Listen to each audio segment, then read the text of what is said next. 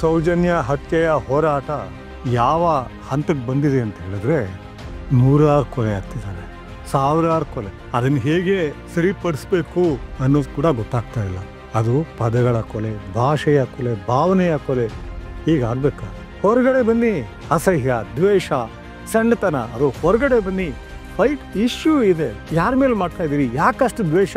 ಈ ದ್ವೇಷದಿಂದ ಕಳಿಸ್ಕೊಳ್ಳಿ. ಇಲ್ಲದೆ ಇದ್ರೆ ಅದೇ ಆ ಹೋರಾಟ ದಿಕ್ಕು ತಪ್ಪುತ್ತೆ. ಆ ದಿಕ್ಕು ತಪ್ಪಿಸ್ಬೇಕು ಅಂತಲೂ ಕೆಲವರು ಮಾಡ್ತಿದ್ದಾರೆ. ಮತ್ತು ಆ ಹೋರಾಟ ಮಾಡ್ತಿದ್ದರೂ ಕೂಡ ವಿವೇಚನೆ ಕಳ್ಕೊಂಡಿದ್ದಾರೆ. ಇದರಿಂದ ಹೊರಗಡೆ ಬನ್ನಿ. ಸ್ನೇಹಿತರೆ, ಬಹಳ ದಿನಗಳಿಂದ ಮಾತನಾಡೋ ಮೂಡ್ ಕೂಡ ನನಗೆ ಬರ್ತಾ ಇಲ್ಲ. ಕಾರಣ ಏನು ಅಂದರೆ, ಇವತ್ತು ಏನಾಗ್ಬಿಟ್ಟಿದೆ, ಅಗ್ಲಿ ಆಗ್ಬಿಟ್ಟಿದೆ. ಸೌಜನ್ಯ ಹತ್ಯೆಯ ಹೋರಾಟ ಎಷ್ಟು ಅಗ್ಲಿ ಆಗಬಾರ್ದು ಅಷ್ಟು ಅಗ್ಲಿ ಆಗ್ಬಿಟ್ಟಿದೆ. ಹೇಸಿಗೆ ಹುಟ್ಟಿಸುತ್ತೆ, ಅಸಹ್ಯ ಹುಟ್ಟಿಸುತ್ತೆ, ಗಲೀಜಾಗ್ಬಿಟ್ಟಿದೆ. ಆದರೆ ನನ್ನ ಸಮಸ್ಯೆ ಏನು ಅಂದರೆ, ಅಲ್ಲಿರೋ ಎರಡು ಕಡೆ ಜನಗಳಲ್ಲೂ ಸಾಕಷ್ಟು ನನಗೆ ಗೊತ್ತು. ಒಂದು ಕಡೆಗಳಂತೂ ವಿರುದ್ಧ ಹೋರಾಟ ಮಾಡ್ತಿರೋರು ಎಲ್ಲರೂ ಗೊತ್ತು. ಆದರೆ ಆ ಪರ ಇರೋರು ಕೂಡ ಸಾಕಷ್ಟು ಗೊತ್ತು. ಏನು ಪದಗಳು ಬಳಕೆ ಆಗ್ತಾ ಇರೋದು? ಸೂಳೆ ಅನ್ನೋದು ಕಾಮನ್ ಆಗ್ಬಿಟ್ಟಿದೆ. ಹೇಗೆ ಆ ಸೂಳೆ ಬಳಸ್ತಾ ಇದ್ದೀರಿ? ಯಾರ ಬಗ್ಗೆ ಬಳಸ್ತಾ ಇದ್ದೀರಿ? ನೀವು ಯಾರೋ ಹೆಂಗ್ಸು ಏನೋ ಮಾತನಾಡಿದ್ರೆ ಆಕೆ ಹೇಳ್ತಿರೋದು ಸುಳ್ಳು ಅಂತ ಹೇಳಿ, ಆಕೆ ಹಣ ತೆಗೆದುಕೊಂಡು ಹೇಳ್ತಿದ್ದಾಳೆ ಅಂತ ಹೇಳಿ, ಅವಿವೇಕಿ ಅಂತ ಹೇಳಿ, ಹೆಂಗೆ ಸೂಳೆ ಅನ್ನೋ ಪದ ಯೂಸ್ ಮಾಡ್ತೀರಿ? ಅಪ್ಪನ ಹುಟ್ಟಿದವನು ಅಂತ ಯೂಸ್ ಮಾಡ್ತಿರಲ್ಲ, ಹೇಗೆ? ತಾಯಿ ಅನ್ನೋದನ್ನ ಒಂದು ಅರ್ಥ ಮಾಡ್ಕೊಳ್ಳಿ. ಎಲ್ಲ ಹೆಣ್ಣು ಮಕ್ಕಳಲ್ಲೂ ತಾಯಿ ಅಂಶ ಇದೆ. ಅದು ಒಂದು ಸ್ಥಿತಿ, ಮನುಷ್ಯರ ಸ್ಥಿತಿ, ಹೆಂಗಸರ ಸ್ಥಿತಿ, ಹೆಣ್ಣು ಮಕ್ಕಳ ಸ್ಥಿತಿ. ಆ ಸ್ಥಿತಿ ತಲುಪ್ತಾರೆ. ನಾನಾಗ್ಲಿ ನೀವಾಗ್ಲಿ ಎಲ್ಲ ಇರೋದು ತಾಯಿ ಕಾರಣಕ್ಕೆ. ನನ್ನ ಈ ದೇಹವನ್ನ ತನ್ನ ರಕ್ತ ಮಾಂಸಗಳಿಂದ ಕೆತ್ತಿರೋದು ನಮ್ಮ ಅವ್ವಂದಿರು, ತಾಯಂದಿರು. ಹೌದು ಅಲ್ವೋ? ತಂದೆ ಸಪೋರ್ಟ್ ಅಷ್ಟೇನೆ. ಕೆತ್ತಿರೋದು ಯಾರು? ಬೆಳೆಸೋದು ಯಾರು? ನೋವು ಅನ್ಭವಿಸೋದು ಯಾರು? ಮೈ ಗಾಡ್, ಅದ್ರ ತಮಾಷೆನ ಅದೆಲ್ಲ? ಒಂದು ಕಾಲಕ್ಕೆ ಇವತ್ತು ವಿಜ್ಞಾನ ಹೋಗ್ತಾ ಇರೋ ರೀತಿಲಿ ಒಂದು 50 ವರ್ಷ ಹೋದ್ರೆ ಹೆರೋದಿಲ್ಲ ಮಕ್ಕಳನ್ನ ಅನ್ನೋ ಸ್ಥಿತಿ ತಲುಪ್ತಾ ಇದೆ. ಆ ವಿಷಯದಲ್ಲಿ ನಾವೆಲ್ಲ ನಮ್ಗೆ ಇಲ್ಲಿ ತುಂಬಿದ್ರಲ್ಲ ಭಾವನೆಗಳನ್ನ, ಕಾರಣ ತಾಯಿ. ದಯವಿಟ್ಟು ಮಾಡ್ಬೇಡ್ರಪ್ಪ. ನೀವು ಯಾರೋ ಒಬ್ಳನ್ನ ಸೂಳೆ ಅಂದರೆ, ಆ ತಾಯ್ತನವನ್ನ ನೀವು ಖಂಡಿಸಿದ್ರೆ ನಿಮ್ಮ ತಾಯಿಗೆ ಖಂಡಿಸಿದ ಹಾಗೆ, ನನ್ನ ತಾಯಿಗೆ ಖಂಡಿಸಿದ ಹಾಗೆ. ಅವರೆಲ್ಲ ನನಗೆ ತಾಯಿ ಅಂದ್ರು, ನನಗೆ ಗೊತ್ತು, ನಿಮ್ಗೆ ಗೊತ್ತಾಗ್ತಾ ಇಲ್ಲ. ಕಲ್ಪನೆಯಲ್ಲಿ ಕೂಡ ಎಷ್ಟೇ ಸಿಟ್ಟಿದ್ರು ನಾನು ಅನ್ಕೊಳ್ಳೋಕೆ ಇಷ್ಟಪಡೋದಿಲ್ಲ. ಕಾರಣ ಏನು ನನಗೆ ಗೊತ್ತಿದೆ. ಅವ್ರ ಬಗ್ಗೆ ಆ ರೀತಿ ಹೆಂಡತಿರದ ಬಗ್ಗೆ ಮಾತನಾಡಿದ್ರೆ ನನ್ನ ತಾಯಿ ಬಗ್ಗೆ ಮಾತಾಡ್ತಿದ್ದೀನಿ, ನನ್ನ ಕುಟುಂಬದ ಬಗ್ಗೆ ಮಾತಾಡ್ತಿದ್ದೀನಿ ಅಂತ ಗೊತ್ತಿದೆ. ನಿಮಗೆ ಗೊತ್ತಾಗ್ತಾ ಇಲ್ಲ. ಅದೇ ರೀತಿ ಭಾಷೆ. ಈ ಬೈಗಳ ಯಾರಿಗೂ ಗೊತ್ತಿಲ್ಲ. ನಾನು ಹಳ್ಳಿಗಾಡಿನಿಂದ ಬಂದವನು, ಭೂಗತ ಜಗತ್ತಿನಲ್ಲಿದ್ದವನು, ಅಪರಾಧಗಳ ಜಗತ್ತಿನಲ್ಲಿ ಎಷ್ಟು ಪದಗಳು ನೀವು ನೆನೆಸ್ಕೊಳ್ಳೋಕ್ಕಾಗಲ್ಲ ಅಷ್ಟು ಪದ ಗೊತ್ತಿದೆ. ಆದರೆ ನಾನು ಯಾಕೆ ಇವತ್ತಲ್ಲ ಅಲ್ಲಿದ್ದಾಗಲೂ ಇಷ್ಟಪಡಲಿಲ್ಲ ನಾನು. ಕಾರಣ ಏನು? ನನಗೆ ನನ್ನ ವಿದ್ಯೆ ಹೇಳ್ಕೊಟ್ಟಿದೆ. ಸಮೂಹದ ಜೊತೆ ವ್ಯವಹರಿಸುವಾಗ, ಅದು ಸಂಪರ್ಕ ಮಾಧ್ಯಮವಾಗಿ ಭಾಷೆಯನ್ನು ಬಳಸುವಾಗ, ಸಂಬಂಧಗಳನ್ನ ರೂಢಿಸ್ಕೊಳ್ಳುವಾಗ ಹಿಡಿತಾ ಇರಬೇಕು. ನನ್ನ ಮೇಲೆ ನನಗೆ ಹಿಡ್ತಾ ಇರಬೇಕು. ಆ ಹಿಡ್ತಾ ಇಲ್ಲದೆ ಹೋದ್ರೆ ಏನು? ನಾನು ಮನುಷ್ಯ ಆಗೋದಕ್ಕೆ ನಾಲಾಯಕ ಆಗ್ಬಿಡ್ತೀನಿ, ಮೃಗ ಆಗ್ಬಿಡ್ತೀನಿ. ಈ ಭಾಷೆ ಕನ್ನಡನೇ ತಗೊಳ್ಳಿ. ಕನ್ನಡ ಭಾಷೆ ಯಾರೆಲ್ಲ ಬಳಸಿದ್ರು? ವಚನಕಾರರು ಬಳಸಿದ್ರು. ನಡೆ ಮತ್ತು ನುಡಿ ಎಷ್ಟು ಚೆನ್ನಾಗಿ ಹೇಳ್ಕೊಟ್ರು ಅವರು. ಅವ್ರಿಗೆ ಬೈಗಳ ಬರ್ತಿರ್ಲಿಲ್ವಾ? ದಾಸ ಸಾಹಿತಿಗಳು, ಅವ್ರಿಗೆ ಬೈಗಳಗಳು ಗೊತ್ತಿರ್ಲಿಲ್ವಾ? ಕುವೆಂಪು, ಕಾರಂತ ಇವ್ರು ಬಳಸಿದ್ರು. ಬೈಗಳ ಗೊತ್ತಿರ್ಲಿಲ್ವಾ ಅವ್ರಿಗೆ? ಹೊರಟ ಮಾತಾಡೋದು ಗೊತ್ತಿರ್ಲಿಲ್ವಾ? ನಮ್ಮ ನಡುವೆ ಇದಾರಲ್ಲ, ವಚನಕಾರರ ಕಾಲದಿಂದ ಎದ್ದು ಬಂದಿದ್ದಾರೇನೋ ಅನ್ನುವಂತಹ ತೀಕ್ಷ್ಣವಾಗಿ ಮಾತನಾಡ್ತಾರೆ. ಬಹಳ ಖಚಿತವಾಗಿ ಒಂದೇ ಒಂದು ತಪ್ಪು ಪದ ಹಿಡದೆ ಮಾತನಾಡೋ ಮಹಾನ್ ಸಾಹಿತಿ ದೇವನೂರು ಮಹಾದೇವ. ದಲಿತ ಬರಹಗಾರರಲ್ಲ, ಕನ್ನಡದ ಬರಹಗಾರರು, ದಲಿತ ಕುಟುಂಬದಲ್ಲಿ ಜನಿಸಿದವರು, ದಲಿತ ಸಂಸ್ಕೃತಿ ಗೊತ್ತಿದ್ದವರು ಎಲ್ಲಿ ಬಳಸ್ತಾರೆ ಈ ತರ ಭಾಷೆನ? ಅವ್ರು ತೀರಾ ಸಿಟ್ಟು ಬಂದ್ರೆ ಏನೋ ಅಷ್ಟಂದ್ರೆ ಅವ್ರಿಗೆ ಗೊತ್ತಿರೋರಿಗೆ ಶಾಕ್ ಆಗ್ಬಿಡುತ್ತೆ. ಸಿಟ್ಟು ಮಾಡ್ಕೊಂಡ್ಬಿಟ್ರು ನಮ್ಮ ದೇವನೂರಣ್ಣ ಅಂತೇಳಿ. ಕಾರಣ ಏನೋ? ವ್ಯಕ್ತಿತ್ವ ಆಗಿದೆ. ಬೇಡಪ್ಪ, ಕೈ ಮುಗಿದು ಕೇಳ್ಕೊಳ್ತೀನಿ, ಕೈ ಮುಗಿತಾ ಇದ್ದೀನಪ್ಪ. ನೀವು ಆ ಕಡೆ ಇರಲಿ, ಈ ಕಡೆ ಇರಲಿ, ಅವ್ರಿಗೆ ಬೈಲಿ, ಇವ್ರಿಗೆ ಬೈಲಿ, ದಯವಿಟ್ಟು ಅದನ್ನ ಮಾಡಬೇಡಿ. ಅವರೆಲ್ಲ ನಮ್ಮ ತಾಯಂದಿರು, ನನ್ನ ತಾಯಂದಿರು. ದಯವಿಟ್ಟು ನಿಮಗೆ ಹೇಳಿದ್ನಲ್ಲ, ಅಂಗಲಾಚಿ ಕೇಳ್ಕೊಳ್ತಿದ್ದೀನಿ. ಮಾಡೋಣ ಬಿಡಿ. ಇಷ್ಟು ತಗೊಂಡು ಎಷ್ಟು ಬೇಕಾದ್ರೂ ಸಿಟ್ಟಿನಿಂದ ಮಾತಾಡೋಣ. ಆದರೆ ದ್ವೇಷ ತಗೊಂಡು ಹೆಣ್ಮಕ್ಳನ್ನ ತಳ್ಳೋ ಕೆಲಸ ಮಾಡೋ ಬೇಡ. ಸಮಾಜ ಹಾಳಾಗತ್ತೆ. ಅದು ಬಳಸ್ತಾ ಇರೋ ನೀವು ಎಷ್ಟು ಅನುಭವಿಸ್ತೀರಿ ನಿಮಗೆ ಗೊತ್ತಿಲ್ಲ, ನನಗೆ ಗೊತ್ತು. ಅಂತ 1000 ಉದಾಹರಣೆ ಕೊಡ್ತೀನಿ ನಾನು. ಎಲ್ಲ ವಲಯದಿಂದ ಕೊಡ್ತೀನಿ. ಹೆಣ್ಣು ಮಕ್ಕಳ ಬಗ್ಗೆ ತೀರಾ ಕೆಟ್ಟದಾಗಿ ಬಹಿರಂಗವಾಗಲ್ಲ, ಅವತ್ತು ಇವೆಲ್ಲ ಇರಲಿಲ್ಲ, ವಿಡಿಯೋಗಳೆಲ್ಲ ಇರಲಿಲ್ಲ, ಮಾತನಾಡ್ತಿದ್ದವರು, ಅವ್ರನ್ನ ಜಗೀತಿದ್ದವರು ಎಷ್ಟು ನರಳ್ಬಿಟ್ರು, ದೊಡ್ಡ ದೊಡ್ಡವರು ನರಳ್ಬಿಟ್ರು ಅಂತ ಕೊಡ್ತೀನಿ. ಯಾಕೆ ಕೆಲವರು ನರಳಿಲ್ಲ ಅಂತ ಹೇಳಬಹುದು, ಆದರೆ ಈಗ ಬೇಡ. ದಯವಿಟ್ಟು ಕೇಳ್ಕೊಳ್ತಿದ್ದೀನಿ, ಭಾಷೆನ ಆ ಮಟ್ಟಕ್ಕೆ ಇಳಿಸ್ಬೇಡಿ. ಮತ್ತು ನೀವು ಬೈತಾ ಇದ್ದೀರಲ್ಲ, ಆ ತಾಯಂದ್ರಿ ಆಗಲಿ, ತಿಮ್ಮರೋಡಿ ಇರಲಿ, ಹೆಗ್ಡೆ ಇರಲಿ, ಅದೇ ಗಾಳಿ ಸೇವಿಸ್ತಾ ಇರೋದು ನಾವೆಲ್ಲ ಅಣುಗಳ ಸಮೂಹ, ಸಮುಚ್ಚಯ ಅಣುಗಳ ಕಾಲೋನಿ. 70 kg ಇರೋನು, ಇನ್ಫ್ಯಾಕ್ಟ್ ನಾನು 60 kg, ನನ್ನಲ್ಲಿ ಕಮ್ಮಿ. 70 kg ಇರೋ ಒಬ್ಬ ಮನುಷ್ಯನಲ್ಲಿ ಎಷ್ಟು ಅಣು ಇರುತ್ತೆ ಗೊತ್ತಾ? ಸಂಖ್ಯೆ 1ರ ಮುಂದೆ 27 ಸೊನ್ನೆಗಳನ್ನ ಹಾಕಿ ಅಷ್ಟು ಅಣು ಇರುತ್ತೆ. ಆ ಅಣು ಶಾಶ್ವತವಾಗಿರುತ್ತಾ? ಇಲ್ಲ. ಇವತ್ತು ಕೂತಿರೋದು 8 ವರ್ಷ ಕರೆಕ್ಟಾಗಿ ಹೊರಟೋಗುತ್ತೆ. 8 ವರ್ಷದ ಹಿಂದೆ ಇದ್ದದ್ದು ಇವತ್ತು ಹೊರಟೋಗುತ್ತೆ. ತಿಮ್ಮರೋಡಿ ಮತ್ತು ಹೆಗ್ಡೆ ಅವರಿಬ್ಬರಲ್ಲಿ ಕಡಿಮೆ ಅಂದ್ರೂ 40-50% ಅವರಿಬ್ಬರಿಗೂ ಅದೇ ಅಣುಗಳು ಕೂತಿದ್ದಾವೆ. ಮತ್ತು ಅಣುಗಳ ಜಗತ್ತು ಇದು. ಕೇವಲ ಮನುಷ್ಯರ ಜಗತ್ತಲ್ಲ, ಅಣುಗಳ ಜಗತ್ತು.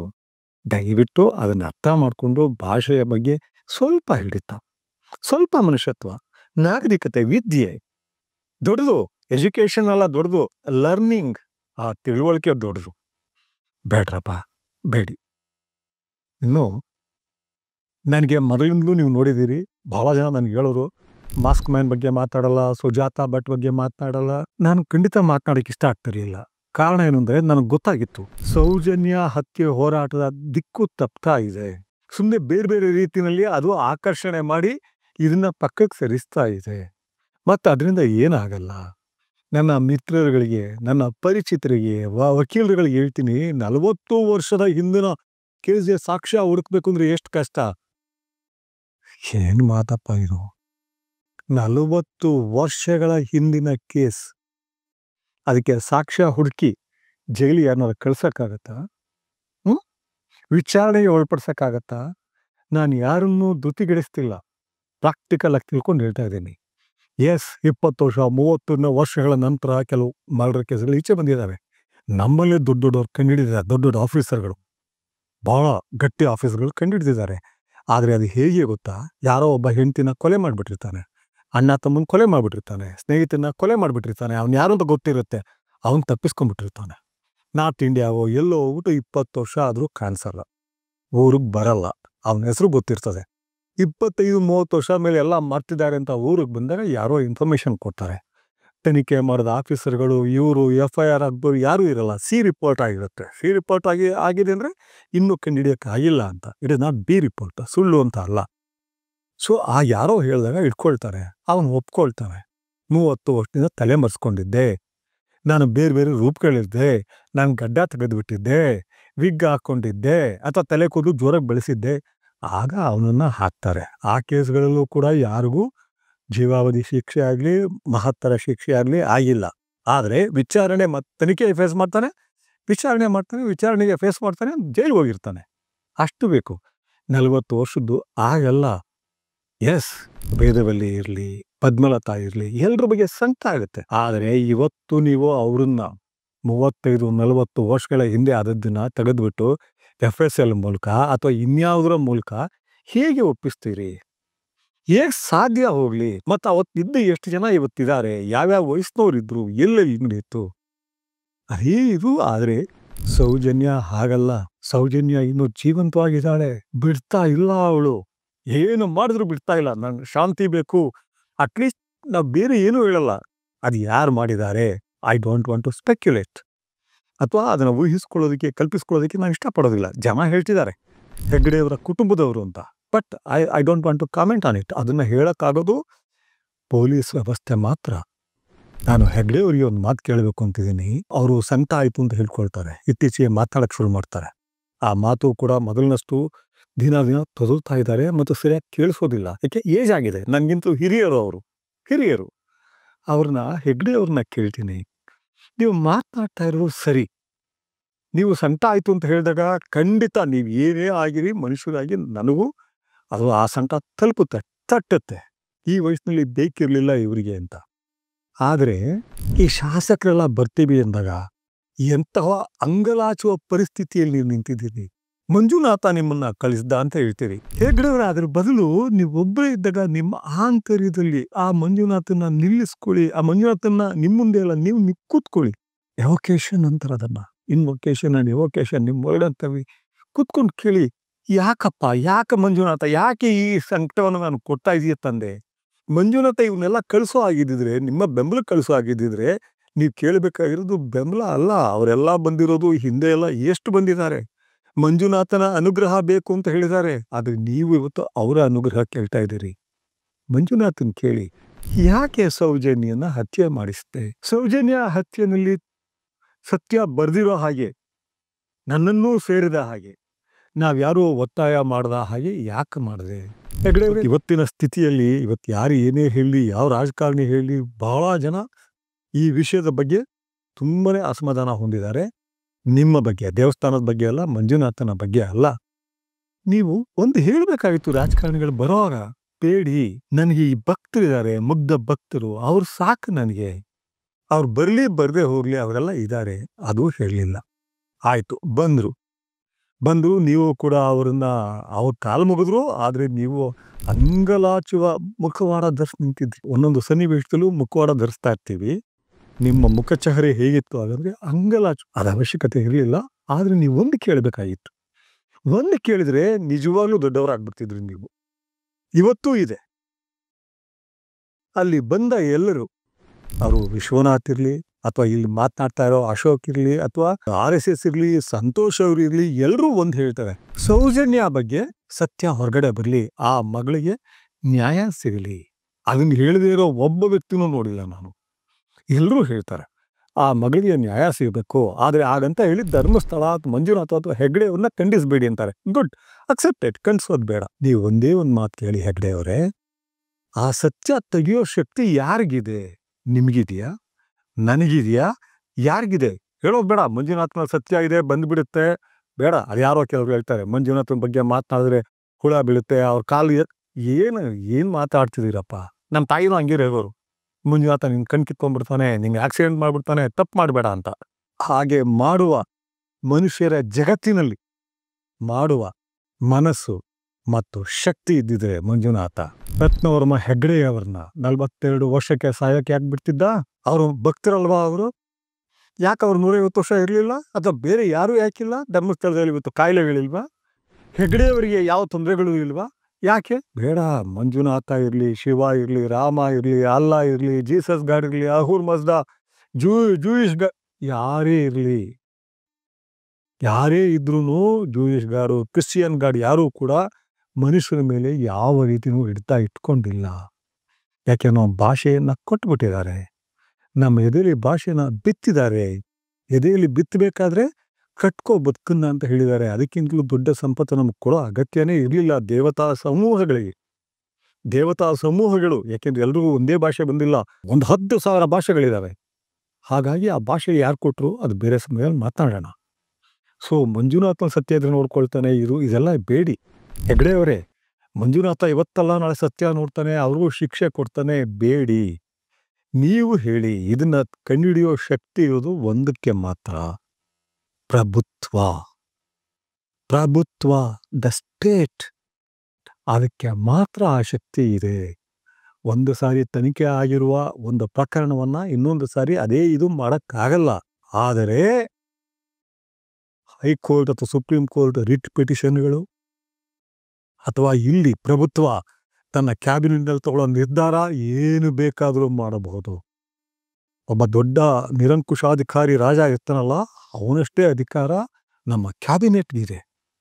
ನೀವು ಹೆಗ್ಡೆಯವರೇ ಒಂದೇ ಒಂದು ಹೇಳಿ, ನಮಗೆ ಕೆಟ್ಟ ಹೆಸರು ಬರ್ತಾ ಇರೋದು ಒಂದೇ ಕಾರಣಕ್ಕೆ, ಈ ಬುರುಡೆ ಅದು ಇದು ಬಿಡಿ, ಅದು ಸುಮ್ಮನೆ ಪ್ರಹಸನಗಳಾಗೋಯ್ತು, ಅದು farce. I don't want to talk about it.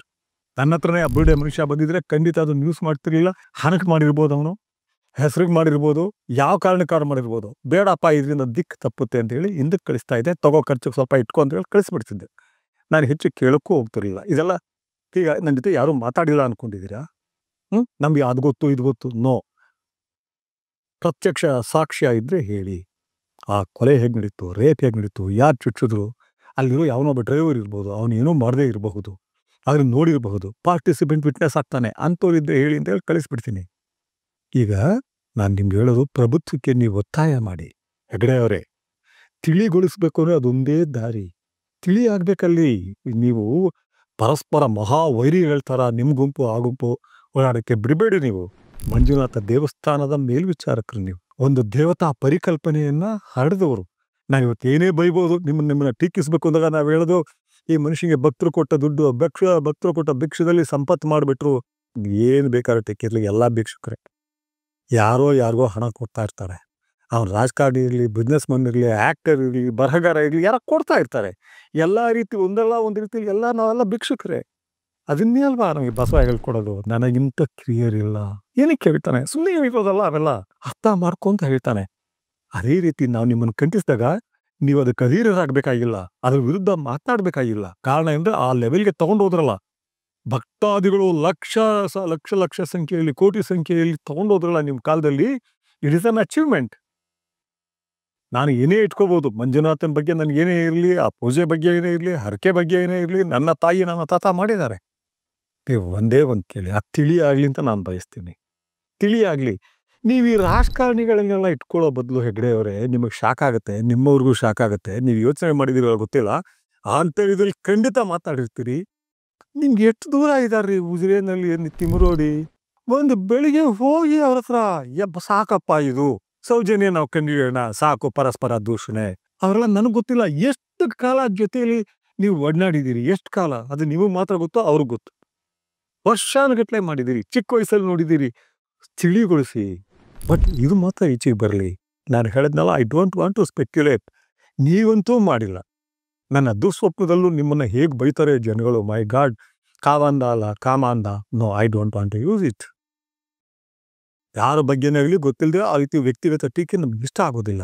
ನೀವು ಒಂದು ಹೆಸರು ಮಾಡಿದಿರಿ, ನಾವು ಒಪ್ಕೊಳ್ಳದೆ ಹೋಗ್ಲಿ, ದೊಡ್ಡ ಹೆಸರು ನೀವು.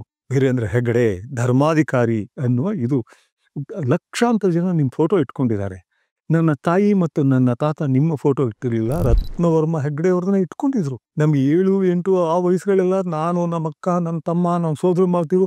ಆ ಫೋಟೋ ಇಟ್ಕೊಂಡಿದ್ವಿ. ಮಂಜುನಾಥ ಇರ್ತಿದ್ದ, ಇವನು ನಿಮ್ಮ ತಂದೆಯವರು ಇರ್ತಿದ್ರು.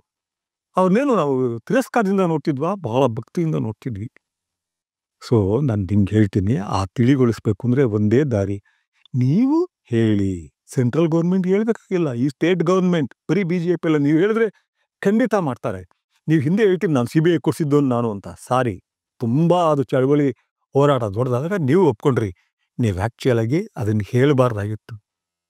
CBI ಕೊಡಿ ಅಂತ ನಾನು ಹೇಳ್ಬೋದಾಗಿತ್ತು, ಲೆಫ್ಟಿಸ್ಟ್ಗಳು ಹೇಳ್ಬೋದಾಗಿತ್ತು, ಆ ತನಿಖೆ ಸರಿಯಾಗಿ ನಡೀತಾ ಇಲ್ಲ ಅನ್ನೋರು ಹೇಳ್ಬೋದಾಗಿತ್ತು. ನೀವು ಹೇಳಬಾರ್ದಾಗಿತ್ತು ಹೆಗ್ಗಡೆ ಅವರೇ. ನೀವು ಒಂದೇ ಒಂದು ಮಾತನ್ನ ಹೇಳಬೇಕಾಗಿತ್ತು. ಯಾರೋ ಒಬ್ಬ ವ್ಯಕ್ತಿ ಅದನ್ನು ಮಾಡಿರೋಕ್ಕೆ ಸಾಧ್ಯ ಇಲ್ಲ. ನನ್ನ ಕ್ಷೇತ್ರದಲ್ಲಿ ಈಗ ನನ್ನ ಕಣ್ಣೆದುರಿಗೆ ಅವ್ರ ಮನೆಯವರೆಲ್ಲ ನಿಮಗೆ ಗೊತ್ತು. ಆ ಮಗುನೂ ನೀವು ನೋಡಿರ್ತೀರಿ. ನಿಮ್ಮ ಭಕ್ತರು ಅಂತ ಕೇಳಿದ್ದೀನಿ ನಾನು. ಅನುಯಾಯಿಗಳು, ಭಕ್ತರು ಸೇವೆ ಮಾಡ್ತಿದ್ರು ಅಂತ. 16 ವರ್ಷದ ಮಗು ಹೋಗ್ಬಿಟ್ಟಿದೆ. ನನ್ನ ಮಗಳಿಗಿಂತ ಚಿಕ್ಕವಳು. ಆ ಸತ್ಯವನ್ನು ತೆಗೆಯೋ ತಾಕತ್ತು ನಮ್ಮ ಪೊಲೀಸ್ಗಿದೆ, ನಮ್ಮ ರಾಜ್ಯ ಪೊಲೀಸಿಗಿದೆ. ಯಾವ ಕಾರಣಕ್ಕೂ ಯಾರೂ ಬೇಕಾಗಿಲ್ಲ. ನಾನು ಒತ್ತಾಯ ಹಾಕ್ತೀನಿ. ಅವರು ನನಗೆ ಗೊತ್ತಿರಲಿ, ನನಗೆ ಗೊತ್ತಿಲ್ಲದೆ ಇರಲಿ, ನನ್ನ ಜೊತೆ ಒಡನಾಡಿರಲಿ ಅಥವಾ ನನ್ನ ಮುಖ ನೋಡದೇ ಇರಲಿ, ಅವ್ರನ್ನೆಲ್ಲ ನೀವು ಹಿಡೀಲೇಬೇಕು, ತನಿಖೆ ನಡೆಸಲೇಬೇಕು. ನೀವು ಸ್ಟಾರ್ಟಿಂಗಲ್ಲಿ ಹೇಳ್ಬಿಟ್ಟಿದ್ರೆ ಬಹಳ ಚೆನ್ನಾಗಿತ್ತು. ಆದರೆ ಇವತ್ತು ಕಾಲದಲ್ಲಿ ಹಿಂದಕ್ಕೆ ಹೋಗೋಕ್ಕಾಗಲ್ಲ. ಇವತ್ತು ಹೇಳಿ ಪ್ಲೀಸ್. ತಿಳಿಗೊಳಿಸೋಕ್ಕೆ ಒಂದೇ ಒಂದು ಆ ಸೌಜನ್ಯ, ಆ ಹೆಣ್ಣು ಮಗಳು ಎಲ್ಲರೂ ಮನಸ್ಸಲ್ಲೂ ಬಂದ್ಬಿಟ್ಟಿದ್ದಾಳೆ. ಈ ವಿಷಯದಲ್ಲಿ ಯಾರು ಏನೇ ಮಾತಾಡಲಿ ಸೌಜನ್ಯ ಬಗ್ಗೆ ಮಾತಾಡೋದಿಲ್ಲ. ಯಾಕೆ ಇನ್ನೂ 16 ವರ್ಷ. ಆ ಮುಖ ಹೇಗಿದೆ ಅಂದರೆ ಅಕ್ಷರಶಃ ಬಾಲ ದೇವತೆ ಆಗ್ಬಿಟ್ಟಿದ್ದಾಳೆ ಅವಳು. ದೇವತೆಗಳು ನಿಲ್ಸ್ಕೊಂಡಾಗ ಆ ಮುಖನೂ ಜನಕ್ಕೆ ಪಾಸ್ ಆಗ್ತಾ ಇದೆ. ಈಗ ಅಷ್ಟು ನೋಡ್ಬಿಟ್ಟಿದ್ದಾರೆ. ಮತ್ತು ಆ ಮುಗ್ಧ ಮುಖ ಸೆಳೆದ್ಬಿಟ್ಟಿದೆ. ದಯವಿಟ್ಟು ಹೆಗ್ಗಡೆ ಅವರೇ ಬಿಡಿ. ನಿಮಗೆ ಯಾರ ಬೆಂಬಲವೂ ಬೇಕಾಗಿಲ್ಲ, ಖಂಡಿತ ಬೇಕಾಗಿಲ್ಲ. ಇವತ್ತು ಅದು ಈ ವಯಸ್ಸಿನಲ್ಲಿ ಅಗತ್ಯವೇ ಇಲ್ಲ. ನಿಮಗೂ ಬೇಕಿಲ್ಲ, ನಿಮ್ಮ ಕುಟುಂಬಕ್ಕೂ ಬೇಕಿಲ್ಲ. ಬೇರೆ ನೀವು ಇದು ಮಾಡಿದ್ದೀರಿ, ವ್ಯವಹಾರಗಳು ಮಾಡಿದ್ದೀರಿ, ಭೂ ವ್ಯವಹಾರಗಳು, that is your right, your freedom. ನೀವು ಯಾವುದೇ ಭಕ್ತಂಗೂ ಹೆದರಿಸಿ ದುಡ್ಡು ತೊಗೊಂಡಿಲ್ಲ. ಯಾರಿಗೂ ನೀವು ಬರಲೇಬೇಕು ನೀನು, ಇಲ್ಲ ಪೊಲೀಸ್ ಕಳಿಸ್ತೀನಿ ಅಂತ ಹೇಳಿಲ್ಲ. ಜನ ಅವರಾಗಿ ಕೊಟ್ಟಿದ್ದಾರೆ, ನೀವು ಮಾಡ್ಕೊಂಡಿದ್ದೀರಿ. ಇದೊಂದು. ಆದರೆ ಈ ಕೇಸ್ನಲ್ಲಿ ನೀವು ಹೃದಯ ಬಿಚ್ಚಿ ನೋಡೋಕೆ ಹೋಗ್ತಾ ಇಲ್ಲ. ಈ ಕೇಸು ಒಂದು ಹೇಳ್ತೀನಿ ಹೆಗ್ಗಡೆ ಅವರೇ, ಇವತ್ತು ಬಿಡಿ, ಅದೇನು ದೊಡ್ಡ ಇದಾಗೋದಿಲ್ಲ. ಯಾರೋ ಹುಡುಗ ಅಸಾಮೀರು, ತಿಮರೋಡಿ, ಬುರುಡೆ, ಇವನು ಅವ್ರಿಗೆಲ್ಲ ಏನು ಯಾರೋ ಹ್ಯಾಂಗ್ ಮಾಡೋದಿಲ್ಲ. ಹಬ್ಬನೇ ಏನು ಕೇಸ್ ಹಾಕೋ 15-20 ದಿನದಲ್ಲಿ ಹೊರಗಡೆ ಬರ್ತಾರೆ. ಅದ್ಯಾವುದೂ ಕೂಡ ಒಂದು ಹತ್ಯೆಗೆ ಅವರೆಲ್ಲ ಸೇರಿ ದೊಡ್ಡ ಷಡ್ಯಂತ್ರದ ಗುಂಪೆ ಇದೆ ಅಂತ ಒಪ್ಕೊಳ್ಳಿ. ಇದರಲ್ಲಿ ಯಾವ ಕಾರಣಕ್ಕೂ ಐಸಿಸು ಅಲ್ ಜಜೀರಾ ಸಾಧ್ಯನೇ ಇಲ್ಲ. ಸೆಂತಿಲ್ ಇವರೆಲ್ಲ ಇದ್ದಾರೆ ಅಂತ ಇಟ್ಕೊಳ್ಳಿ. ಅವ್ರು ಇಷ್ಟಪಡೋದಿಲ್ಲ. ಈ ಪೂಜೆ ದೇವರು ಹರಕೆ ಇಷ್ಟಪಡೋದಿಲ್ಲ. ಸೊ ಅದರಿಂದ ಮಾಡ್ತಿದ್ದಾರೆ. ಓಪನ್ ಆಗಿ ಮಾಡಿದ್ರು ಕೂಡ ಏನೂ ಮಾಡೋಕ್ಕಾಗಲ್ಲ. ಆದರೆ ಅವ್ರಿಗೇನೂ ಆಗಲ್ಲ. ಬಟ್ ಈ ಹತ್ಯೆನ ಈಚೆಗೆ ತರಿಸ್ಬಿಡಿ ಹೆಗ್ಡೆ ಅವರೇ. ಹೇಗೆ ನಡೀತು, ಯಾರ್ಯಾರು ಪಾಲ್ದಾರರಾಗಿದ್ರು, ಅದ್ರಲ್ಲಿ ಬದುಕಿರೋರು ಯಾರು, ಬದುಕ್ತಾ ಇದ್ದವ್ರು ಯಾರು, ಸಾಕ್ಷಿಗಳನ್ನ ನಾಶ ಮಾಡಿದ್ದು ಯಾರು, ಅವ್ರಿಗೇನು ಹ್ಯಾಂಗ್ ಇಷ್ಟಾಗಿ ನಾನು ಹೇಳ್ತೀನಿ ಯಾರು ಏನಾದ್ರು ಅಂದ್ಕೊಳ್ಳಿ, ದೊಡ್ಡ ಇದು ಆಗ್ಬಿಡೋದಿಲ್ಲ ಅವ್ರಿಗೆ. ಆದರೆ ತನಿಖೆನ ಫೇಸ್ ಮಾಡ್ಬೇಕವರು, ಮತ್ತು ವಿಚಾರಣೆನ ಫೇಸ್ ಮಾಡಬೇಕು. ಒಂದಷ್ಟು ದಿನ ಒಂದಷ್ಟು ವರ್ಷ ಜೈಲಿಗೆ ಹೋಗಬೇಕು. ಆ ಹೋದಾಗ ನಿಮಗೆ ಘನತೆ ಬರುತ್ತೆ, ನಿಮಗೆ ನಿಜವಾಗ್ಲೂ ಘನತೆ ಬರುತ್ತೆ. ಆ ಕ್ಷೇತ್ರದ ತೂಕ ದೊಡ್ಡದಾಗ್ಬಿಡುತ್ತೆ. ಆಗ ಮಂಜುನಾಥನೇ ಮೇಲಿರುವ ಭಕ್ತಿ 3 ಮಡಿ ಆಗ್ಬಿಡುತ್ತೆ. ಯಾಕೆ ಎಲ್ಲರೂ ಅದೇ ಹೇಳ್ತಿದ್ದಾರೆ, ಮಂಜುನಾಥ ಸತ್ಯ ಇದ್ರೆ ಬರಲಿ ಅಂತ. ಆ ಸತ್ಯ ಮಂಜುನಾಥ ಬಿಟ್ಬಿಡಿ, ನೀವು ಬರ್ಸೋಕೆ ಶಕ್ತಿ ನಿಮಗಿದೆ. ನೀವು ತಿಳಿಗೊಳಿಸ್ಬೇಕು ಅಂದರೆ ಆ ಧರ್ಮಕ್ಷೇತ್ರವಾಗಿ, ಸಾತ್ವಿಕ ಕ್ಷೇತ್ರವಾಗಿ, ಶ್ರದ್ಧಾ ಭಕ್ತಿ ಅವುಗಳ ಕೇಂದ್ರವಾಗಿ ಉಳಿಬೇಕು ಅಂದರೆ ಈ ಕೇಸ್ಗೆ ಇತರ ಎಲ್ಲರಿಗಿಂತಲೂ ಅದರಿಂದ ಏನಾದರೂ ಆಗಲಿ, ಕೌಟುಂಬಿಕವಾಗಿ ಏನಾದರೂ ತಲೆ ಕೆಡಿಸ್ಕೋಬೇಡಿ. ನಿಮಗಿಂತ ಕಿರಿಯನಾಗಿ ನಾನು ನಿಮಗೆ ಹೇಳ್ತಿದ್ದೀನಿ ಮತ್ತು ಕೇಳ್ಕೊಳ್ತಿದ್ದೀನಿ. ಇಲ್ಲ, ಆ ಕ್ಷೇತ್ರ ಈಗ ಈ ಹೋರಾಟ ಖಂಡಿತ ನಿಲ್ಲಲ್ಲ. ನಾವೆಲ್ಲ ಬದುಕಿರೋವರೆಗೂ ನಿಲ್ಲಲ್ಲ. Again and again it will crop up and it will become ದೊಡ್ಡ ಪೆಡಂಭೂತ ಈಗಾಗಲೇ ಆಗ್ಬಿಟ್ಟಿದೆ. ಇಡೀ ಆಕಾಶ ಆವರಿಸ್ಕೊಂಡ್ಬಿಡುತ್ತೆ. ಯಾರು ಎದುರು ಬರ್ತಾರೋ ಅವ್ರನ್ನ ಸುಟ್ಟು ಬಿಡುತ್ತೆ. ದಯವಿಟ್ಟು ಇದನ್ನು ತನಿಖೆ ಮಾಡಿಸಿ ನಿಮ್ಮನ್ನು ನಾನು ಕೇಳ್ಕೊಳ್ತೀನಿ. ನಮಸ್ಕಾರ.